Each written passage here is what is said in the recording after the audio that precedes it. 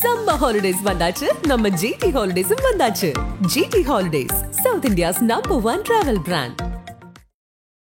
இப்ப இருக்கிற காலகட்டங்கள்ல இந்த ஹார்ட் அட்டாக், கொலஸ்ட்ரால் அதிகமாகிறது நிறைய பாக்குறோம். நம்ம 48 இயர்ஸ்ன்றது ஒரு மனிதன் வந்து அவனுடைய பொறுப்புகளை துவங்கக்கூடிய ஒரு காலம் இந்த 40 to 50.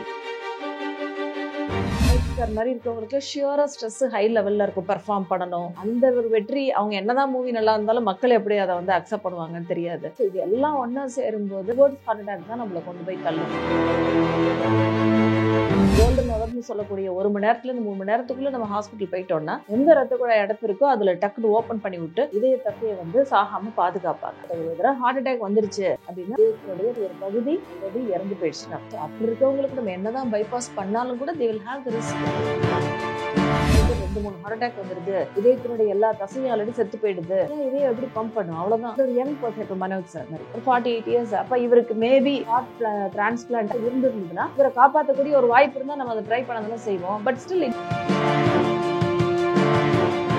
ஹார்ட் வந்து ரத்தத்தை பம்ப் பண்ணுது, பட் ஸ்டில் அதால அந்த ரத்தத்தை டைரக்டா எடுத்துக்க முடியாது. ரத்த குழாய்கள்ல வந்து இந்த கொழுப்பு போய் கொலஸ்ட்ரால் போய் படிஞ்சிருச்சுன்னா கொஞ்சம் கொஞ்சமா அது குறுகிட்டே வந்துடும். ஒரு கட்டத்துல பாத்தீங்கன்னா இந்த தசையை வந்து சாகாரம். அதுதான் நோயாளி மதுப்பிரியர்கள் அந்த மாதிரி தான். மதுப்பிரியரா இருக்க வரைக்கும் பிரச்சனை கிடையாது. அதே அந்த நோயாளியா மாறுறப்ப ஷியரா ப்ராப்ளம் வரும். ரத்தத்தை செலுத்தக்கூடிய திறன் கம்மி ஆகுது, உடம்புல உள்ள எல்லா பாகங்களும் அதிகமாகும்.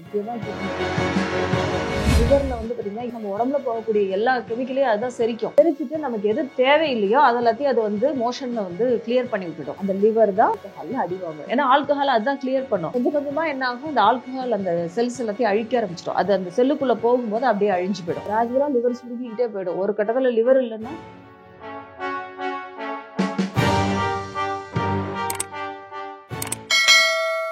ஆரோக்கிய நேயர்களுக்கு வணக்கம். நான் உங்கள் விஜய் சங்கர். இன்னைக்கு நம்ம கூட இணைஞ்சிருக்கிறது டாக்டர் ஜெயஸ்ரீ மேம். வணக்கம் மேம். வணக்கம் மேம். ஆக்சுவலாக இப்போ பாரதி ராஜா சார் அவருடைய சன் மனோஜ் சார் வந்து ஹார்ட் அட்டாக் மூலியமா இறந்துக்காரு அப்படின்னு சொன்னாங்க. ரொம்ப நாள் சிகிச்சை எடுத்ததா சொல்றாங்க. என்ன நடந்தது மேம்? ஆக்சுவலா உங்களை மாதிரி தான் நானும் மீடியா மூலமா தான் தெரிஞ்சுக்கிட்டேன். முதல்ல ரொம்ப வருத்தமா இருந்தது. ஏன்னா ரொம்ப யங் ஏஜ், 48 இயர்ஸ்ன்றது ரொம்ப வருத்தப்படக்கூடிய. ஏன்னா ஒரு ஒரு மனிதன் வந்து அவனுடைய பொறுப்புகளை முக்கியமாக சுமக்கக்கூடிய ஒரு காலம் இந்த 40 to 50. ஸோ அந்த டயத்தில் அச்சீவ் பண்ணக்கூடிய ஒரு காலம்னு கூட சொல்லலாம் நம்மளுடைய கோல்ஸை. ஸோ அந்த டயத்தில் ஒருத்தர் இறந்து போகிறது ரொம்பவே வருத்தமாக இருக்குது. அது நல்ல ஆக்டர். அவருடைய ஆக்டிங் எனக்கு ரொம்ப பிடிக்கும். இந்த ஃபஸ்ட்டு தாஜ்மஹால் மூவிலேருந்தே நான் பார்த்துருக்கேன். ரொம்ப நல்லா ப்ளசண்ட்டாக இருக்கும் அவரோட ஆக்டிங். அதுவும் அந்த மூவியில் ரொம்ப ஒரு மாதிரி ஒரு அந்த யங் பாய் கேரக்டரில் பர்ஃபெக்டாக அப்படியே ஃபிட் ஆகிருப்பார் அவர். ஸோ அதனால ஒரு ஒரு ரசிகையே எனக்கு ரொம்பவே வந்து வருத்தமாக இருந்துச்சு. பட் இப்போ இருக்கிற காலகட்டங்களில் நிறைய பார்க்குறோம். நம்ம இந்த மெயினாக நம்மளுடைய லைஃப் ஸ்டைல், ஃபுட் ஹேபிட்ஸு எல்லாமே சேஞ்ச் ஆனதில் நிறைய மாற்றங்கள் உடல்நிலையில். பெண்களுக்கு இப்போ நான் பெண்களுக்குரிய டாக்டராக இருந்தாலும் கூட பட் ஜென்ரலாகவே நிறைய பிரச்சனைகளை வந்து நம்ம பார்க்குறோம். ஒரு எக்ஸாம்பிள் சொன்னால் இப்போ பிரஸ்ட் கேன்சர் வந்து ரொம்ப ஜாஸ்தி ஆயிடுச்சு. ஸோ அது மாதிரி இப்போ இந்த ஹார்ட் அட்டாக்கு முக்கியமாக கொலஸ்ட்ரால் அதிகமாகிறது பிளட்ல. அதுக்கு நீங்கள் குண்டாக தான் இருக்கணும்னு அவசியம் இல்லை, ஒல்லியாக இருந்தால் கூட கொலஸ்ட்ரால் பார்த்தீங்கன்னா ஹையாக இருக்கும். அப்புறம் ரொம்ப யங் ஏஜ்லேயே சுகர் வந்துடுது, பிபி வந்துடுது. ஸோ இந்த மாதிரி நிறைய பாடி சேஞ்சஸ் வரப்போ இது எல்லாமே நம்மளை வந்து heart attack towards heart attack தான் நம்மளை கொண்டு போய் தள்ளும். அந்த பிபி, சுகர், கொலஸ்ட்ரால் இது மூணுமே. அதோட நம்ம வெயிட்டும் அதிகமாக இருக்குன்னா கட்டாயமாக நம்ம பக்கத்தில் போயிடுவோம். ஸ்ட்ரெஸ் வந்து ஒரு முக்கியமான காரணம். ஸோ இப்போ இவங்கள மாதிரி இப்போ மனோஜ் சார் மாதிரி இருக்கவங்களுக்கு ஷியரா ஸ்ட்ரெஸ் ஹை லெவலில் இருக்கும், பெர்ஃபார்ம் பண்ணணும். அந்த ஒரு வெற்றி அவங்க என்னதான் மூவி நல்லா இருந்தாலும் மக்கள் எப்படி அதை வந்து அக்செப்ட் பண்ணுவாங்கன்னு தெரியாது. ஸோ அந்த ஸ்ட்ரெஸ் அவங்களுக்கு மீடியாவில் இருக்கவங்களுக்கு ஹியூஜாக இருக்கும். ஸோ இது எல்லாம் ஒன்றா சேரும்போது ப்ராபப்ளி ஒரு ஹார்ட் அட்டாக்கு ஆளாயிடுறாங்கன்னு நினைக்கிறேன். இதுக்கு முன்னாடி வந்து ஒரு ஆக்சுவலாக heart surgery, open heart surgery பண்ணியிருக்காங்கன்னு சொல்கிறாங்க. அந்த ஹார்ட் சர்ஜரி பண்ணதுக்கு அப்புறம் ஹார்ட் அட்டாக் வர்றதுக்கான வாய்ப்புகள் இருக்கா? இருக்கும் கட்டாயமா. ஏன்னா ஒரு ஹார்ட் நம்ம பைபாஸ் சர்ஜரி பண்றோம் அப்படின்னா என்ன அர்த்தம்? ஆல்ரெடி மேஜர் அந்த இப்ப ஹார்ட் வந்து ஒரு அதுதான் ரத்தத்தை பம்ப் பண்ணுது, பட் ஸ்டில் அதால அந்த ரத்தத்தை டைரக்டா எடுத்துக்க முடியாது. இது எவ்வளவு பேருக்கு தெரியும்ன்றது எனக்கு தெரியல. இது எப்படின்னா ஒரு கடல் தண்ணி, கடலுக்கு நடுவுல ஒருத்தவங்க போட்ல இருக்காங்க, பட் ஸ்டில் அவங்களால அந்த கடல் தண்ணியை குடிக்க முடியாதுன்ற மாதிரி ஹார்ட்டுக்குள்ளதான் எல்லா பிளட்டும் இருக்கும், எல்லா பிளட்டும் ஹார்ட் வழியா தான் பம்ப் ஆகும். பட் ஸ்டில் ஹார்ட்டால டைரக்டா அந்த பிளட் எடுத்துக்க முடியாது. ஹார்ட்டுக்குன்னு ரத்தத்தை கொடுக்கக்கூடிய ரத்த குழாய்கள் இருக்கும். அதுக்கு பேர் கொரோனரி ஆர்டரிஸ்ன்னு பேரு. ஃபர்ஸ்ட் ஹார்ட்லேருந்து நம்ம ரத்தம் வந்து உடம்புக்கு செலுத்துறதுக்கு முன்னாடி ஃபர்ஸ்ட் பிரியறது இந்த கொரோனரி ஆர்டரிஸ்.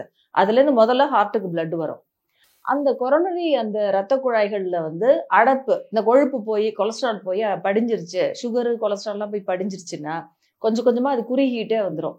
ஒரு கட்டத்துல ஏன்னா ஹார்ட் வந்து ஆக்டிவா, அதுக்கு ரெஸ்ட்ன்றதே கிடையாது. நம்ம தூங்குறப்ப கொஞ்சம் ஸ்லோ டவுன் ஆகும், பட் ஸ்டில் அது என்றைக்குமே வந்து அது வந்து ரெஸ்ட் எடுக்காது. அப்ப அது கண்டினியூஸா அது வேலை பார்த்துட்டே இருக்குன்னா அதுக்கு அந்த அளவுக்கு ஆக்சிஜன் வேணும் இல்லையா, ஆக்சிஜன் வேணும், குளுக்கோஸ் வேணும்.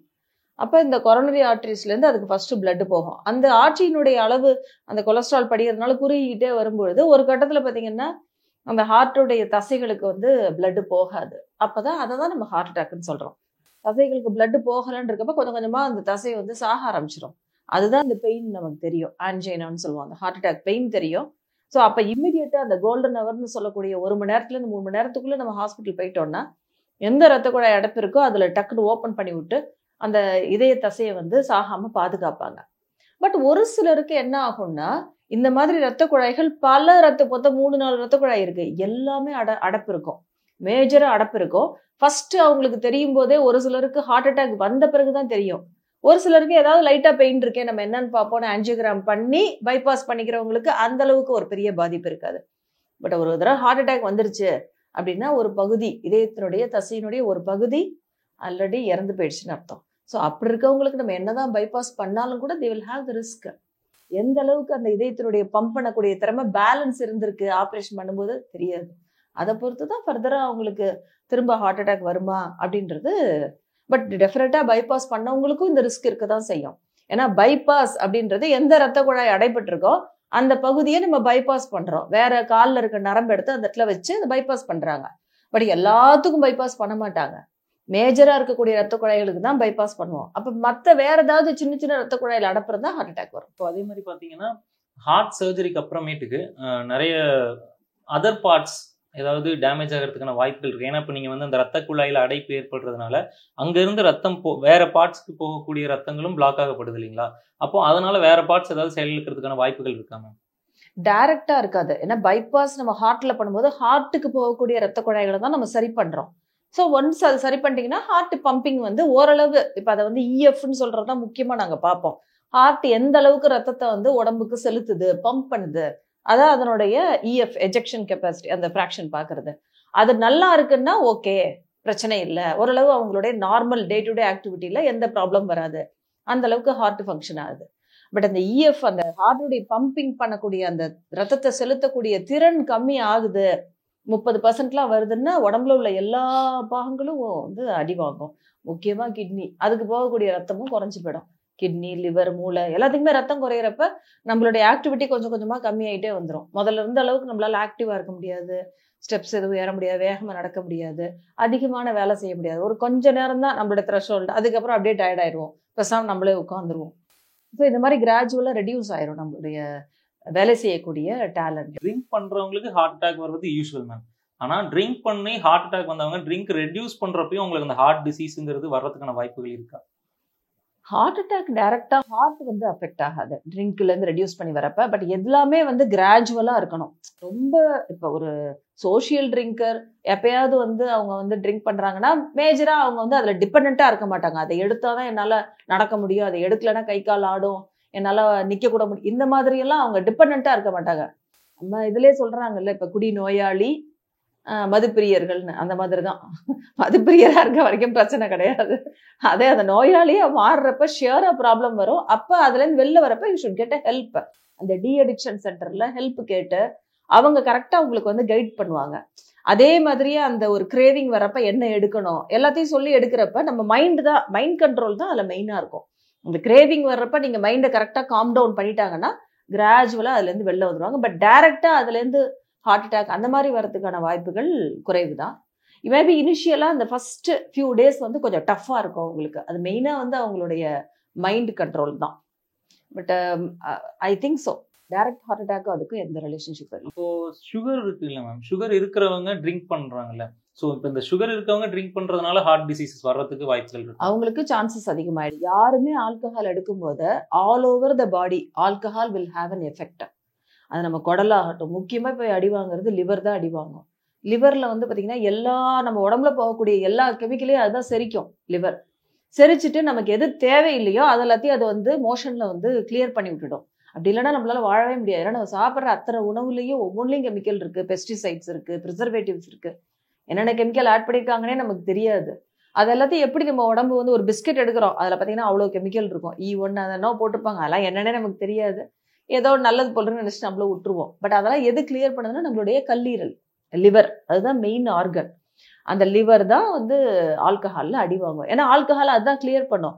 கொஞ்சம் கொஞ்சமாக என்ன ஆகும், அந்த ஆல்கஹால் அந்த செல்ஸ் எல்லாத்தையும் அழிக்க ஆரம்பிச்சிடும். அது அந்த செல்லுக்குள்ளே போகும்போது அப்படியே அழிஞ்சு போயிடும் லிவர் செல்ஸ்.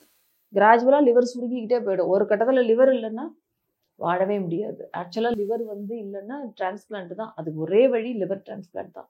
பட் லிவர் வந்து ஒரு 25% ஒர்க் பண்ணால் கூட நம்மளை காப்பாற்றும்.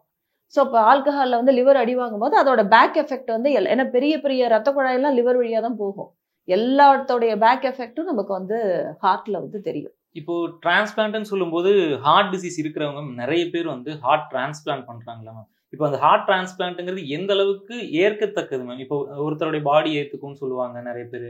இப்போ அது வந்துட்டு சரியான விதமா ஹார்ட் அட்டாக் வந்தவங்களுக்கு ஹார்ட் டிரான்ஸ்பிளான்ட்ங்கிறது சரியான விதமான்றது இல்லை, அவங்களுக்கு வாழறதுக்கு அந்த ஒரு வழி தான் இருக்கு. இப்போ ஒரு heart attack major 2-3 heart attack வந்துடுது, இதயத்தினுடைய எல்லா தசையும் ஆல்ரெடி செத்து போயிடுது அப்படின்னா இதயம் எப்படி பம்ப் பண்ணும்? அவ்வளோதான். அதே ஒரு ஏஜ்டு பர்சன்னா நம்ம ஓகே அப்படின்னு அக்செப்ட் பண்ணலாம், அதை வயோதிகத்தால் அப்படி ஆயிடுச்சு. பட் ஒரு யங் பர்சன், இப்போ மனோஜ் சார் மாதிரி ஒரு 48 இயர்ஸ், அப்போ இவருக்கு மேபி ஒரு ஹார்ட் டிரான்ஸ்பிளான்ட் அந்த ஏதாவது வீக்னஸாக இருந்திருந்ததுன்னா இவரை காப்பாற்றக்கூடிய ஒரு வாய்ப்பு இருந்தால் நம்ம அதை ட்ரை பண்ண தானே செய்வோம். பட் ஸ்டில் இன்னும் அந்த அளவுக்கு ஹார்ட் டிரான்ஸ்பிளான்ட் சக்ஸஸ்ஃபுல்லாக இல்லை. நிறைய ட்ரை பண்ணிட்டு தான் இருக்காங்க, நிறைய ரிசர்ச் லெவலில் தான் இருக்குது. பட் லிவர் டிரான்ஸ்பிளான்ட்லாம் எக்ஸலண்ட்டு. இப்போ நம்ம சென்னையிலேயே பல இடங்கள்ல ரொம்ப சக்ஸஸ்ஃபுல்லாக பண்ணுறாங்க. கல்லீரல் மாற்று அறுவை சிகிச்சை, அது மாதிரி கிட்னி, லங்ஸ் கூட நல்லா பண்ணுறாங்க. ஏன்னா கொரோனாவுக்கு அப்புறம் நிறைய பேருக்கு லங் டிரான்ஸ்பிளான்ட் பண்ணியிருக்கோம். பட் ஹார்ட் டிரான்ஸ்பிளான்ட் அந்த அளவுக்கு இன்னும் டேக் ஆஃப் ஆகலை. நேரத்துக்கு கொடுத்ததுக்கும் எங்களுடைய கேள்விகள் பதில் சொன்னதுக்கும் மிக்க நன்றி ma'am. Thank you very much. Summer holidays வந்தாச்சு, நம்ம GT ஹாலிடேஸும் வந்தாச்சு. GT holidays, south India's number 1 travel brand.